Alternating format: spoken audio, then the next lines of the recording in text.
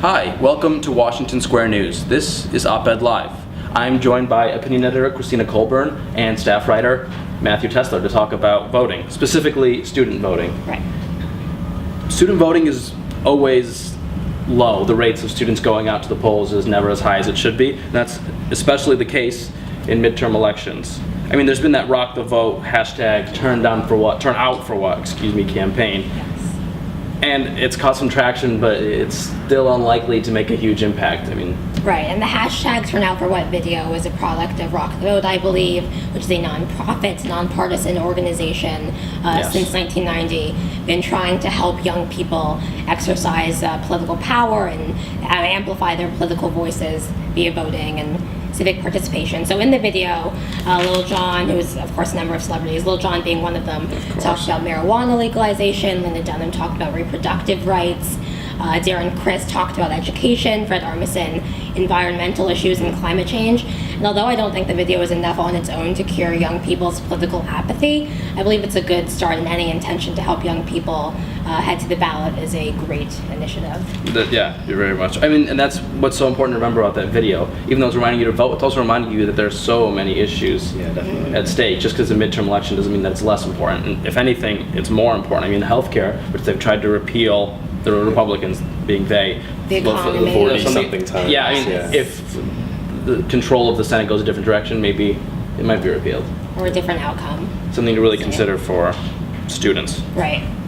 Also, voter ID laws are something I've been thinking. I think we've all been thinking about, especially in Texas, which I know you know a lot about, Christina. Yes, in Texas they'll accept a concealed weapons permit as a form of legitimate ID, I should say. A student ID card, not so much. You might get rejected at the Texas ballot box.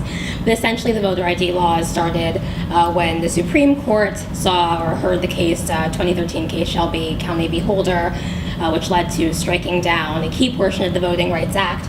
And since then, largely conservative legislators have implemented measures to either reduce voting times, reduce days for early voting, voter ID laws, and in cases in states like Texas, which I mentioned before, the weapons permits, North Carolina, Wisconsin. And it's also been impressive to me how many young student journalists from places like Duke, from Dartmouth, from UNC Chapel Hill, University of Wisconsin-Madison have used news and opinion coverage via student newspapers like ours to shed light on the disproportionate impact that these laws have on young people and students. Yeah.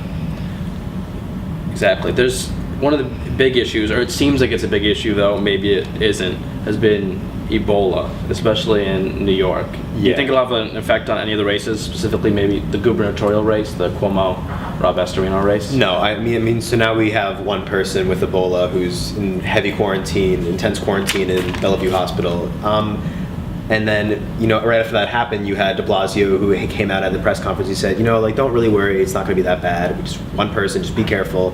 And then you had Cuomo come out. He was like, all right, maybe we should worry, maybe we should quarantine the people. And then Christie was like, everybody freak out, quarantine everybody.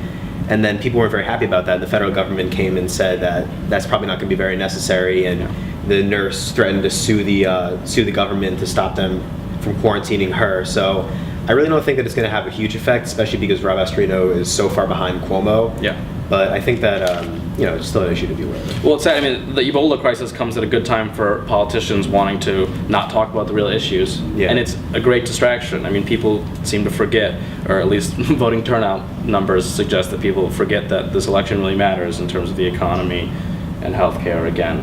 So, any final thoughts? Vote. Yeah. I voted absentee out. in October. There so you go. Vote. Yeah, use Christina as your example. Yeah, be Turn proactive. out. Rock the vote. Turn out the vote.